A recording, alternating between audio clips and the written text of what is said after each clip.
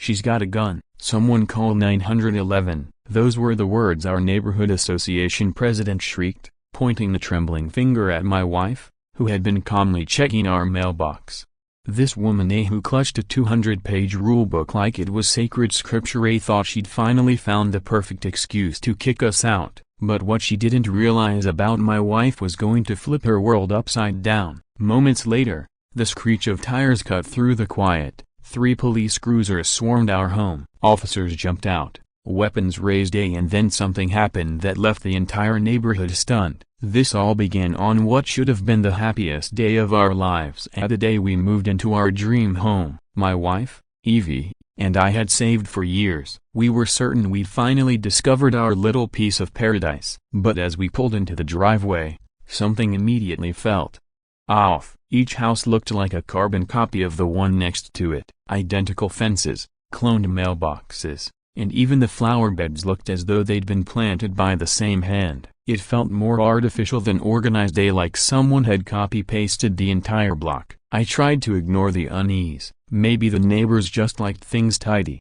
Then I saw her, Brenda Miller. There she was, perched stiffly on her pristine front lawn, arms crossed, eyes fixed on us with the focus of a hawk. No smile, no greeting, just a thick binder clutched tight to her chest and her holy book, her sword, her whole constitution. We hadn't even started unpacking when I heard the click of her high heels on the pavement. She marched toward us like she was headed to a country club brunch, not to welcome new neighbors. Her platinum hair was perfectly styled, and her overly polite smile had "I demand to speak to your manager" written all over it. "Welcome to Maple Grove Estates," she cooed, her tone sugary but her eyes sharp. Without even asking our names, she shoved the binder into my hands. "I'm Brenda Miller, president of the HOA. This is your copy of our community handbook. I recommend reading it thoroughly before you unpack a single box." The sheer weight of the thing nearly toppled me easily over 200 pages of petty rules and micro-regulations. Just then,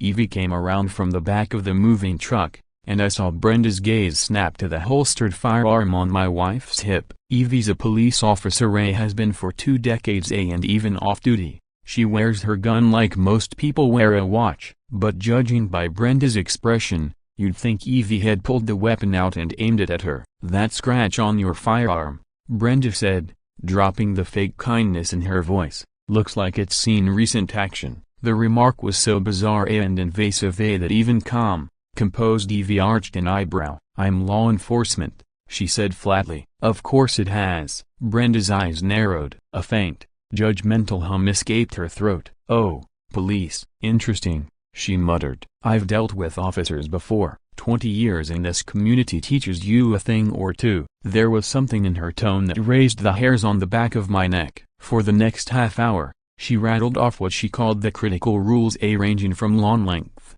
never above 2 inches, to acceptable hose colors, strictly green or black and no exceptions. When she reached the topic of fences, she actually pulled a tape measure out of her purse and measured ours.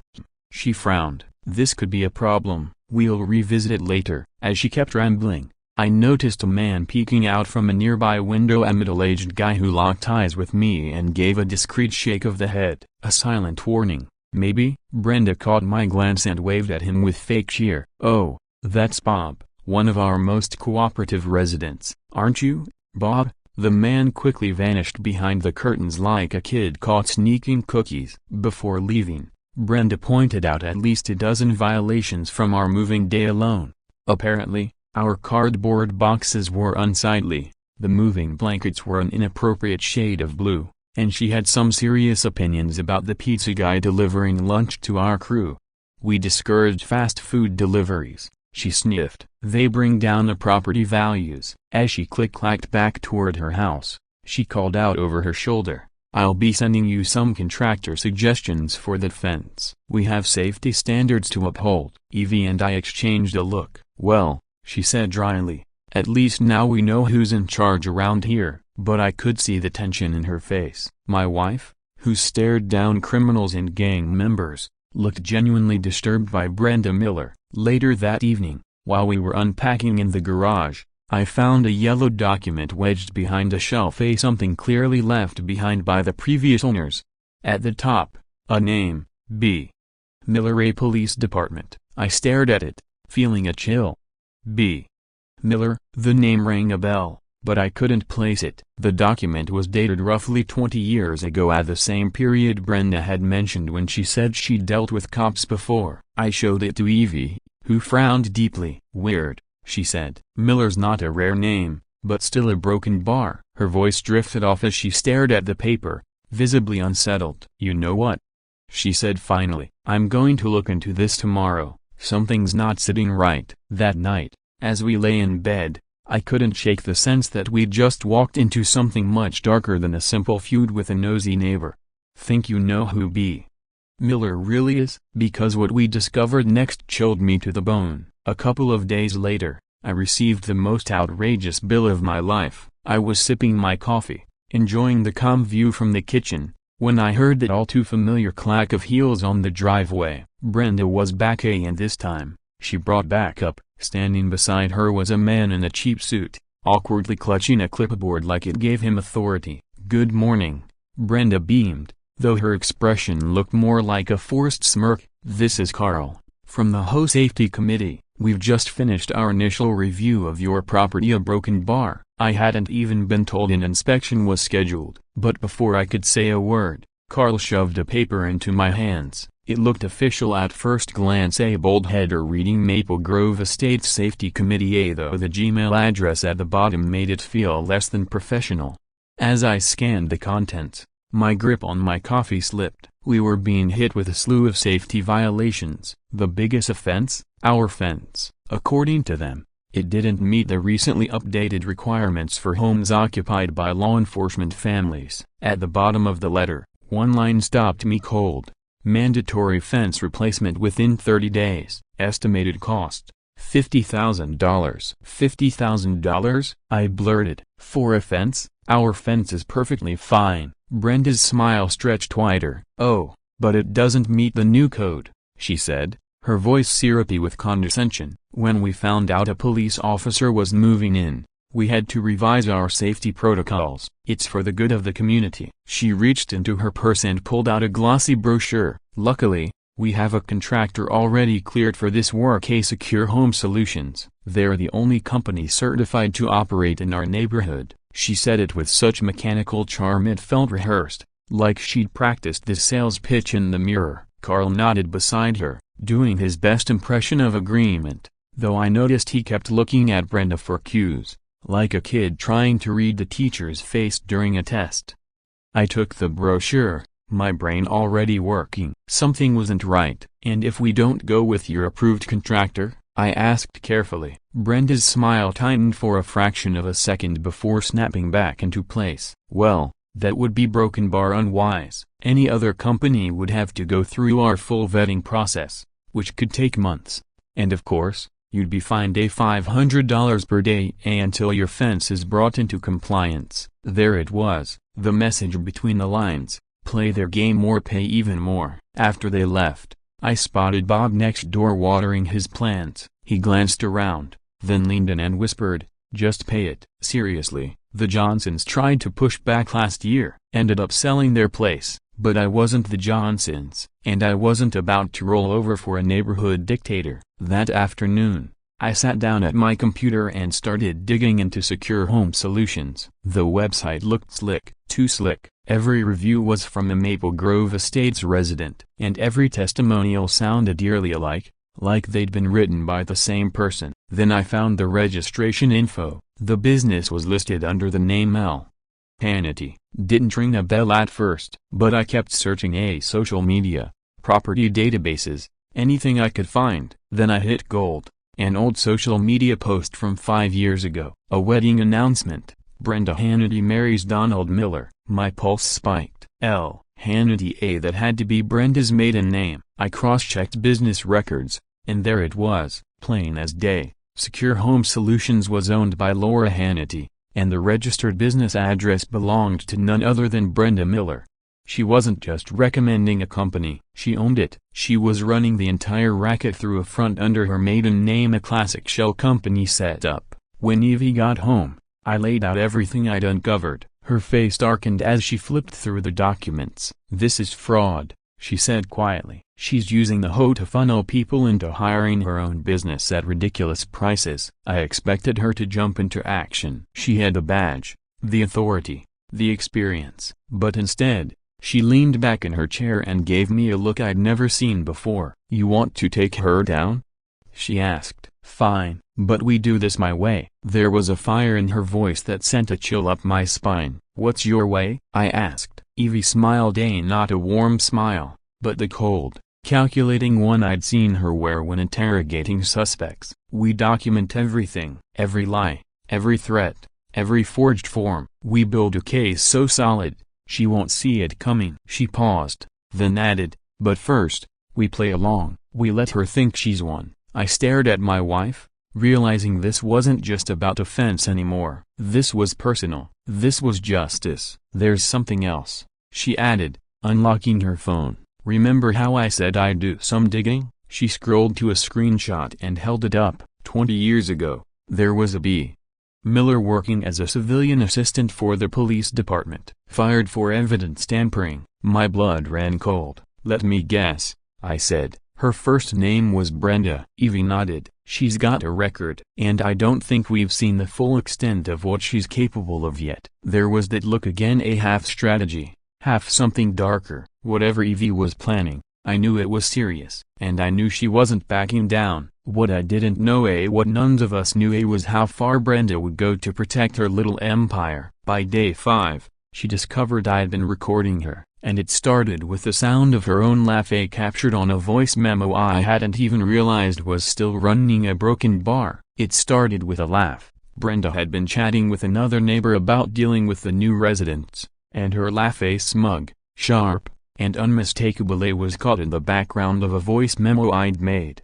That same laugh would come back to haunt her in ways she never saw coming. The day began with a new post from Brenda in what I had just discovered was the neighborhood's private social media group. Bob had quietly added me the night before, whispering over the fence that I should see what really happens in here. Her post was a masterclass in passive-aggressive manipulation. The title read, "Concerns about the new neighbors." What followed was a wall of text describing how she tried to be welcoming, but was met with coldness and concerning behavior. But that was just the warm-up. Around midday, while I was working from home, my phone exploded with notifications. Friends, co-workers, even old contacts were messaging me. "Dude, a broken bar, is this your neighbor?"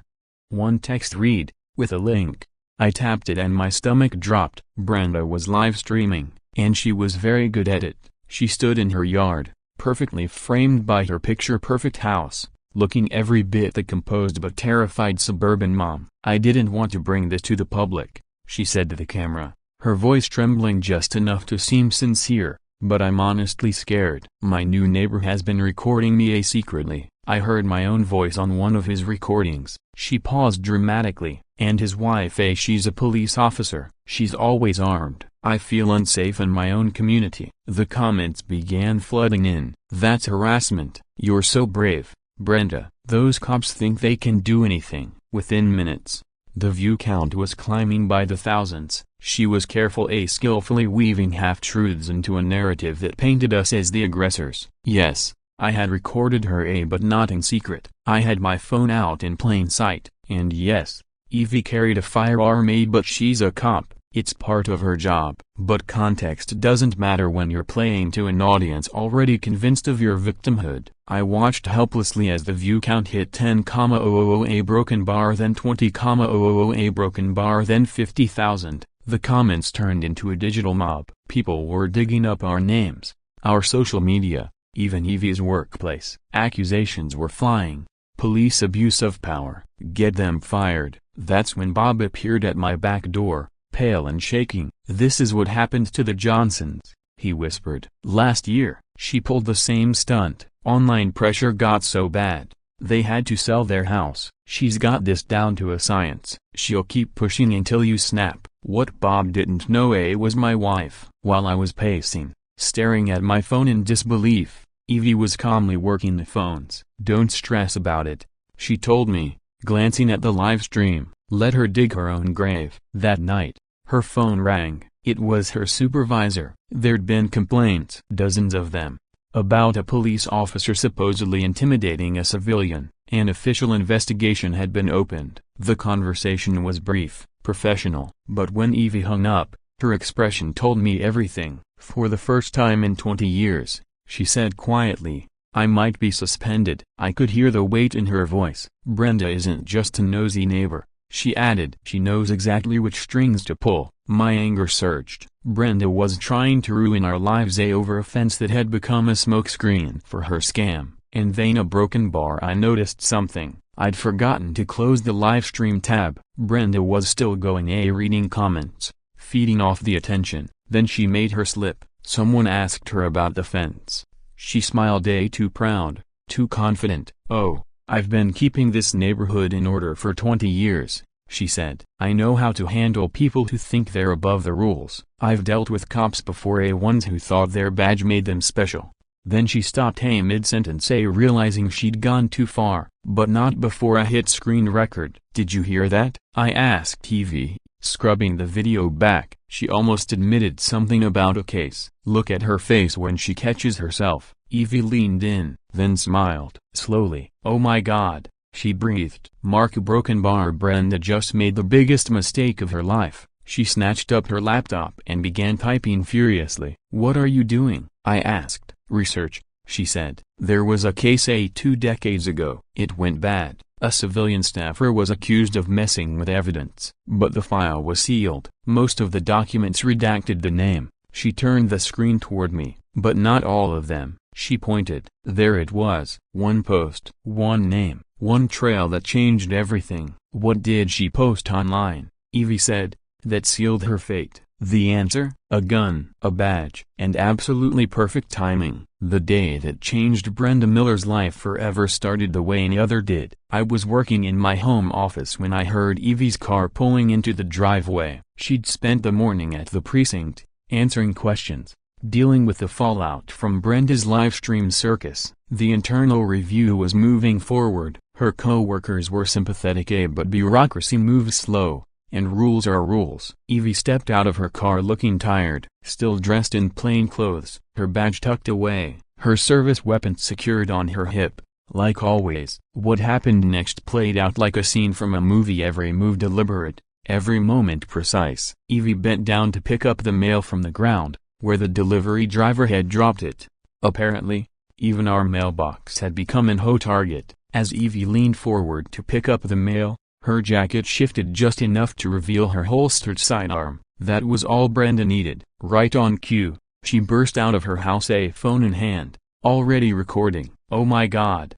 she screamed loud enough for the whole neighborhood to hear. "She's threatening me. She's pointing a gun at me." Evie straightened slowly, letters in hand, blinking in confusion. "What are you talking about?" But Brenda wasn't responding. She was already dialing. Her hand shook. Though it wasn't fear, it was adrenaline. 911? Yes, this is an emergency. My neighbor is threatening me with a gun. She has it out. She's pointing it at me. I'm terrified for my life.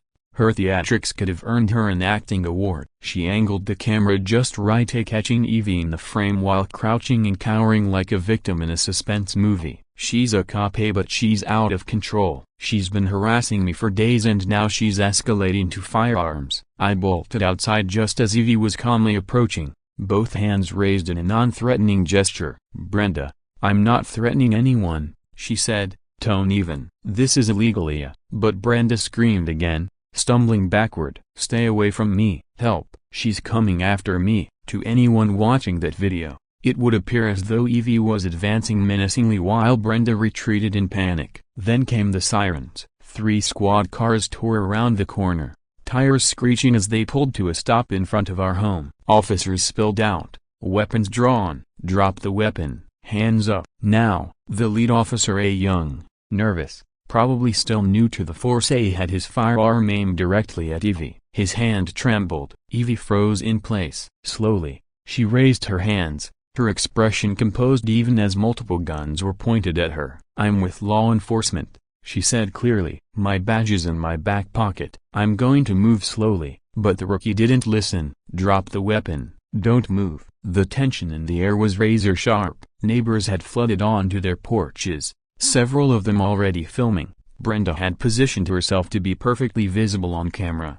playing the part of terrified victim to perfection. "Officers, thank God," she wailed, her voice full of mock relief. "She's been terrorizing me." That's when Officer Dave Brennan arrived. He was older, a seasoned and had the calm, commanding energy of a veteran. One look at the situation, and he immediately knew something was off. "Stand down," he barked, pushing past the rookie. "What do you think you're doing?" He approached Evie with none of the panic, none of the hostility. "Just focus, ma'am," he said evenly. "Let me see your badge." Evie slowly pulled it from her back pocket and handed it over. Dave took one look, a broken bar, and his face went pale. "Oh, hell," he muttered. Then, louder, "Everyone lower your weapons." "Now, this is Chief Reed, the new chief of police." The mood flipped in an instant. Officers dropped their weapons. Their faces shifted from defensive to horrified. The rookie looked like he was about to faint. "Chief Reed?" he stammered. "Boot to broken bar, we got a calla." Dave turned toward Brenda with a look that could freeze steel. "Ma'am," he said sharply, "did you just report our police chief as a threat? The same chief who started here last month?" "Our boss." Phones were still rolling. Every second was being captured. Brenda's expression twitched, a shock, confusion, disbelief before she recalibrated. Her eyes narrowed, and I saw it. The exact moment she decided to double down, her surprise turned cold. Then she smiled, not a warm smile but the sly, calculating grin of someone who just pivoted to a new tactic. "Oh, so you're the new chief," she said loudly, letting her voice carry across the crowd. "How convenient." Then, turning toward the gathered neighbors and the cameras, she raised her voice. "Using your position to silence a concerned civilian. Officers, you saw her coming toward me. You saw it. This is exactly the kind of misconduct I've been warning about." She gestured to the onlookers. "You all saw it,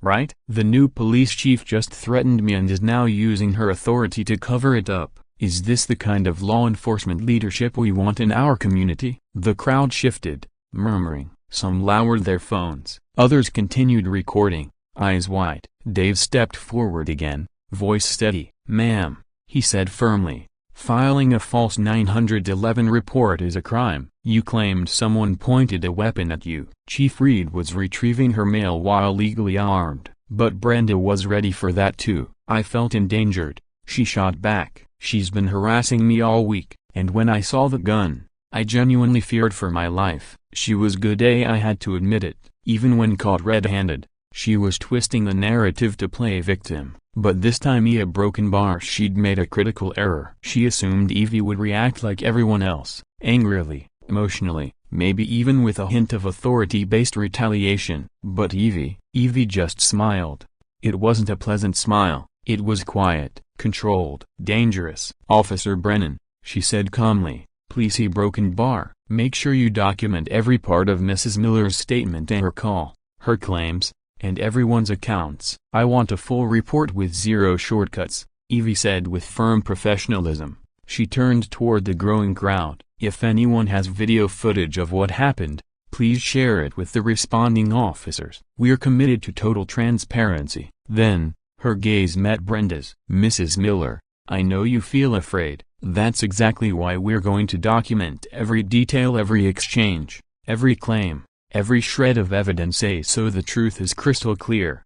Brenda's smug confidence wavered just slightly. Things weren't going the way she'd planned. As the officers began collecting statements and pulling phone recordings from bystanders, Brenda went for her final move, her ace. She turned back to her own still recording phone. "You all saw it, didn't you?" she said to her followers, voice full of outrage. "Your brand new police chief just threatened me, and now she's hiding behind her badge. Well, I know exactly what to do next. This isn't over, not by a long shot." And honestly, it almost worked. Day 8, for the first time in 2 decades as an officer, my wife cried. The suspension order came via email, a cold, clinical, and brutal, pending investigation into conduct unbecoming an officer. It read, 7 days of mandatory leave while the department reviewed the incident and the avalanche of complaints Brenda's online mob had submitted. Evie sat at our kitchen table, eyes locked on her phone. Her expression barely moved, but I saw the cracks forming in her usual steel composure. No sobs, no dramatic breakdown, just silent tears streaming down her cheeks as she read the words that threatened her career. 20 years, she whispered. 20 years of spotless service. See, a broken bar and some suburban con artist might erase it all. I'd seen her walk into raids, confront armed suspects, get shot at, threatened. But this was different. This was someone attacking her character, and it pierced right through her armor. Then the doorbell rang. Peering through the peephole, I saw 3 neighbors waiting hesitantly on the porch. I recognized them. They'd been among the ones recording the day Brenda pulled her stunt. "We broken bar wanted to show you something," the woman in front said as I opened the door. She held out her phone. "A few of USA broken bar. We've been keeping records." Quietly, what they revealed made my blood boil. Videos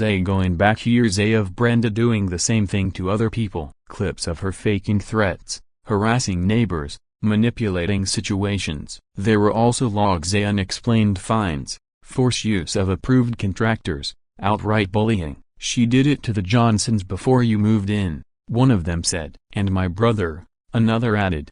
5 years ago, she financially crushed him, faked violations until he had to sell and leave. That's when I started filming everything." Turns out, they'd created a shared archive, a secret digital record of Brenda's pattern of intimidation. She had no idea it existed. But it was one final video that stood out. A grainy recording from a community meeting 3 years earlier, where Brenda spoke about new security proposals. In it, she casually mentioned her knowledge of law enforcement procedures and referenced that mess from 20 years ago with the Miller case.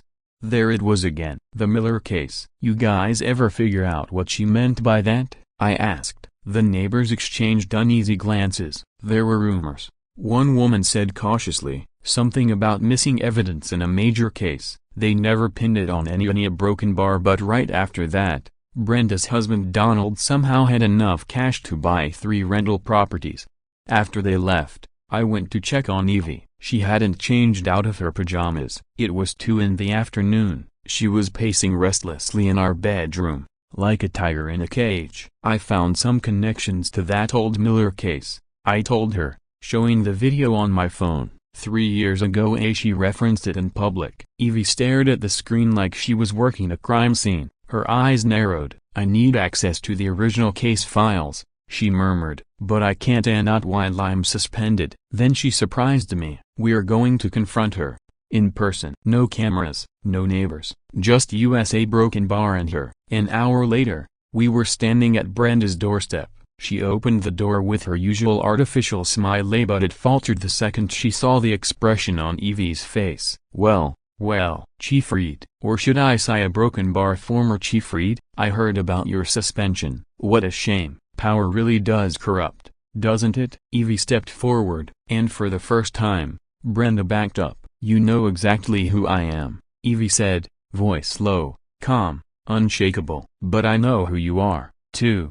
Brenda Hannity, assistant to Detective Donald Miller. Case number 1847. The color drained from Brenda's face. "Yeah, broken bar. I don't know what you're talking about," she said, but her voice shook. 20 years ago, an innocent man went to prison," Evie continued, "because the evidence that would have cleared him suddenly vanished. The assistant who handled that evidence never formally charged a broken bar, but she was fired." Her eyes locked on Brenda. "And shortly after that, her boyfriend magically had enough cash to buy 3 income properties." Brenda's hand gripped the door frame tightly. "You a broken bar. You can't prove anything." "That case is closed, is it?" Evie asked, stepping forward again. "Because I get the feeling if someone started digging a broken bar, they might find a web of connections between that old case and certain local officials who've been shielding you ever since. Years of cover-ups. Officials who likely had their own motives for making the evidence vanish." For a brief second, Brenda's carefully constructed image shattered. The polished, suburban housewife act fell away, revealing something much colder, more calculating underneath. "You don't know what you're getting into," she hissed. "That case was buried for a reason. People in high places made sure of it. You think a little badge makes you untouchable? I've ended cops before." Then, realizing what she'd just admitted, she abruptly pulled herself back. The mask slammed into place again. I mean a broken bar. I've seen officers lose their jobs when they cross the line, when they intimidate innocent citizens. She gave a tight, icy smile. Prove it, Chief. Oh wait, you can't. You're suspended. And by the time this investigation is finished, you'll be lucky to land a job guarding a shopping mall. She slammed the door in our faces. Back at home, I was seething, but Evie, she was energized. She just confirmed everything, she said as she paced across our living room. She practically admitted Ida, and she said people, plural. This goes beyond her, way beyond. I reached for the file I'd first found on Daonia, the one marked B. Miller A Police Department. Looking at it again with fresh eyes, I noticed something near the bottom, a faint signature, nearly lost to time, and a faded coffee stain. Thompson, I read aloud. Why does that name sound familiar? Evie snatched the document, eyes scanning it rapidly. Oh my God, she whispered. Marcia, that's Mayor Thompson. She looked up at me, stunned. He was a prosecutor back then 20 years ago. He must have been involved in the case. My hands trembled as I stared at the name again. This changes everything. A broken bar. But there was more. Barely visible beneath the coffee stain, a broken bar, another name. And when you saw Ida, when you realized who else had a hand in the cover-up, it hit like a punch. Here's a clue.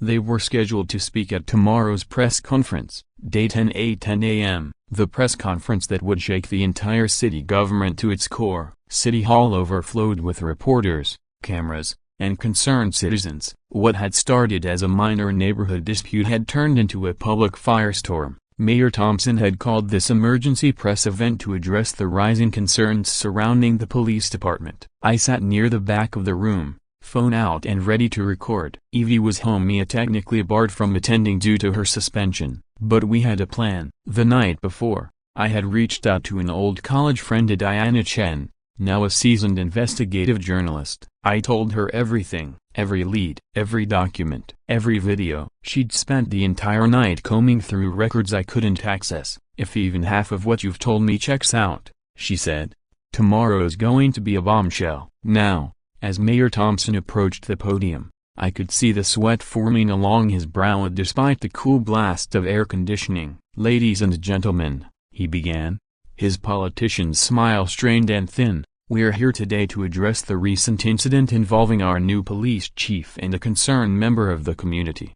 He dove into a rehearsed monologue, one full of empty platitudes about transparency, responsibility, and the importance of police accountability. It sounded impressive, but meant very little. Then Brenda stepped up to the microphone. She had dressed for the occasion, conservative blue dress, pearls, a look calculated to scream concerned homeowner. The transformation was complete, from HOA dictator to fragile victim. Thank you, Mayor Thompson, she said, her voice trembling just enough to sound rehearsed but emotional. I never wanted this to become so public, but when those sworn to protect us become the threat of broken bar, what choice do we have? She dove into a carefully curated version of events, portraying herself as a woman simply trying to uphold community standards, terrorized by an out-of-control police chief with a gun. And the audience, they bought it. Some nodded, others scribbled notes. The cameras never blinked. Chief Reed abused her power from the beginning, Brenda claimed. She used her badge to silence and intimidate those of us who raised concerns. I have video of her storming toward me, witnesses who saw her draw her weapon, and when I tried to get help like any citizen should, she manipulated the police response to protect herself. She took a breath, then delivered the line she'd clearly practiced. I demand Chief Reed be removed immediately. We cannot have someone who believes their badge puts them above the law leading our police department. The room burst into a mixed star mess. Some clapped, some whispered, others just watched. Mayor Thompson returned to the microphone. Mrs. Miller's concerns are being taken extremely seriously. The investigation into Chief Reed's actions is still underway. And I assure you, if we discover any misconduct, that's when. Diana stood up, third row, press badge on full display, voice strong and clear. Mr. Mayor, she said, Diana Chen, investigative journalist, I have a question for both you and Mrs. Miller. The mayor's face stiffened. Of course he broken bar, though we should try to remain focused on the current issue. Oh, but this is the current issue, Diana interrupted, unfazed. Mrs. Miller, Can you explain your connection to evidence tampering in case number 1847, a broken bar from 20 years ago? The room fell completely silent. Brenda's expression changed in an instant, but the usual sympathy Brenda counted on was gone. Her loyal online audience had turned. I glanced at a reporter's laptop nearby. He was monitoring the live stream's comments, and it was brutal. Where there were once heart emojis and supportive cheers, now came nothing but outrage. You stole evidence. Innocent people went to jail. You're a criminal. 20 years of lies. The very platform she'd used as a weapon against us was now dragging her down. People were already posting screenshots from breaking news stories about the unfolding scandal. Others had unearthed old photos of Brenda from 2 decades earlier, identifying her in vintage police department snapshots. One comment stood out. My uncle was Marcus Washington. He lost 20 years of his life because of you. It racked up thousands of likes within seconds. Brenda tried responding, but her replies were frantic and rambling. You don't understand a broken bar. I was protecting the community, preserving property values, keeping everyone safe, but every justification only made it worse. She was digging her own grave with every word. The viewer count kept rising, but now, people weren't tuning in to support her. They were here for the train wreck. Officer Dave Brennan approached with another officer close behind. Both were calm but firm, weaving through the crowd, which parted without resistance. Nearly every hand in the room held up a phone, filming what was about to happen. Brenda Miller, Dave said loudly, his voice cutting through the silence. You're under arrest for obstruction of justice, tampering with evidence, and conspiracy to commit fraud. More charges would follow later, but this was enough for now. And then she said it, the line that would become infamous in our neighborhood, the words that would be immortalized in memes and whispered with disbelief for years. I am the HOA president. You can't do this. I run this neighborhood. She kept shouting it even as they cuffed her, still broadcasting live, still spiraling in front of thousands. I protected this place. I kept property values high. I upheld the standards. Without me, this neighborhood will fall apart. Her voice cracked, and for the first time, the mask shattered for good. The woman who had ruled this community with fear for 20 years was being arrested while live streaming her collapse. It was poetic justice. That's when Boba Quiet, unassuming Bob, who'd warned me way back on Daonia, stepped forward. I hadn't even noticed him before, but suddenly, there he was, making his way through the crowd. His voice trembled, but in the silence that followed Brenda's breakdown, it rang out clear. You were the president, he said, emphasizing the past tense. And you didn't protect us. You exploited us. Heads turned, people stared. The mild man who had always stayed quiet now stood tall, the emotion in his face unmistakable. And in that moment something shifted. The crowd, once frozen, now rallied behind him, encouraged. Bob's voice grew stronger. She made the Johnsons sell their house. She pushed the Petersons into bankruptcy. She stole hundreds of thousands of dollars from us through her phony company. He paused, his voice steady. We were all too scared to speak up before, but not anymore. It was like a dam bursting. One by one, neighbors began to speak. The fear was gone. Margaret Tompkins, who had just days earlier posted glowing support for Brenda, stepped forward. She told me she'd ruin me financially if I didn't post those comments. Margaret admitted, I never believed in any of it. An older man I didn't recognize was next. She made me replace my roof 3 times in 5 years, he said bitterly, always with her contractor. It cost me everything I'd saved for retirement. More voices followed. Within hours, an emergency home meeting was called. It wasn't exactly legal. Brenda, as president, was supposed to authorize meetings, but she was a little preoccupied. A broken bar being booked at the county jail. Bob, almost by default, had been asked to step in as interim leader. He looked overwhelmed at the podium where Brenda once reigned, but he stood with purpose. First order of business, he said, his voice cracking slightly. He cleared his throat and tried again. Motion to remove Brenda Miller as HOA president effective immediately. Every hand in the room shot up. 500 people, 500 voices. The sound shook the walls. Bob took a breath. Steadier now. Second order of business. Motion to repeal all HOA rules passed in the last 10 years. Only 2 hands didn't go up. Carla, the guy who helped Brenda scam homeowners with fake fence violations, and one woman from Brenda's clique.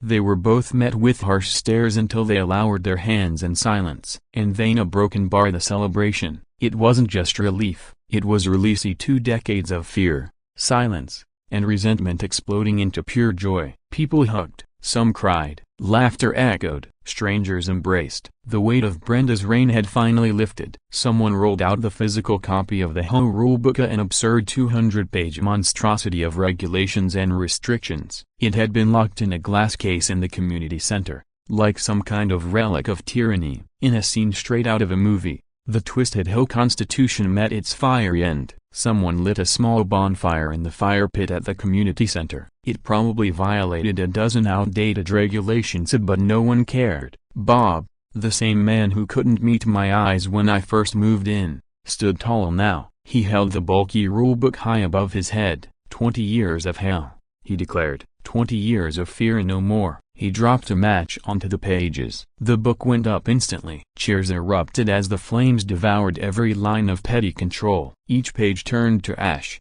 Every rule dissolved into smoke. People started tossing in their own piles of violation notices, threatening letters, fines. The fire became symbolic, a cleansing ritual, a community-wide exorcism. 3 months later, our neighborhood is almost unrecognizably in the best way. With Brenda's grip finally broken, things bloomed literally and figuratively. People painted their front doors however they liked. Bob chose a bold purple that would have given Brenda a heart attack. Gardens no longer followed strict, lifeless guidelines. They exploded with personality. The Yang family created a stunning traditional Chinese garden that quickly became the most photographed spot on our block. Eventually, it came out that the fence replacement program Brenda had insisted on was a scam, one that funneled over $2 million into her pocket over the years.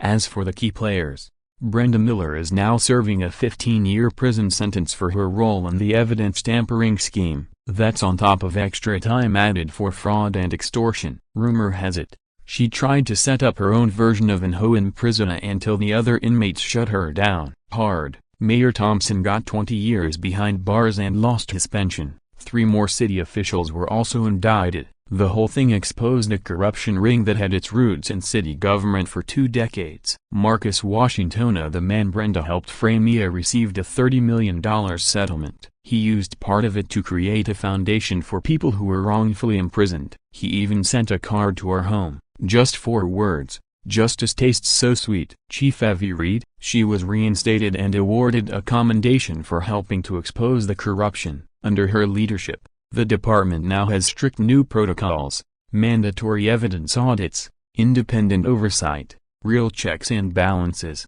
The city council even passed Brenda's law legislation that caps HOA authority and mandates full financial transparency. And me, I'm writing this from my home office, looking out at the very same old fence that started everything, the one we refused to replace. Sometimes, new neighbors ask about the old HOA. I tell them the story. They usually think I'm exaggerating until Bob shows them the news clippings. The moment that sticks with me happened just last week. A new family moved into Brenda's old house. You could see it on their face as if they were hesitant. That house had sat empty for months. No one wanted to live in the Karen house. I walked over with a plate of store-bought cookies, a chocolate chip. Those alone would have been a violation under Brenda's reign. Welcome to the neighborhood, I told them. Just a heads up, we used to have a pretty intense HOA president. The man laughed nervously. Yeah, broken bar, we heard something about the police. I smiled. Oh yeah, long story short, to never call the cops on the actual chief of police. But more importantly, never let anyone turn your neighborhood into their own personal kingdom. A real community is neighbors looking out for one another and not one person ruling through fear. As I walked back across the street,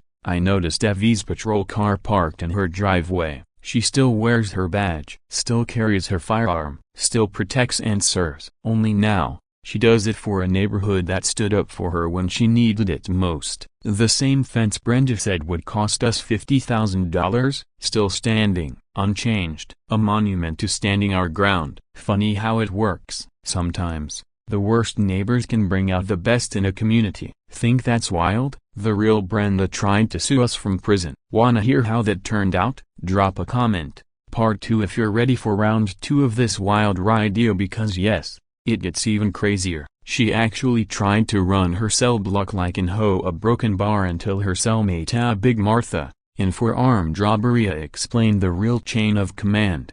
But that's a story for another time. So, what did we learn today? Maybe nothing, but man, was it a ride. If you had fun, show some love with a like. And don't forget to subscribe to Anna Drama Nest.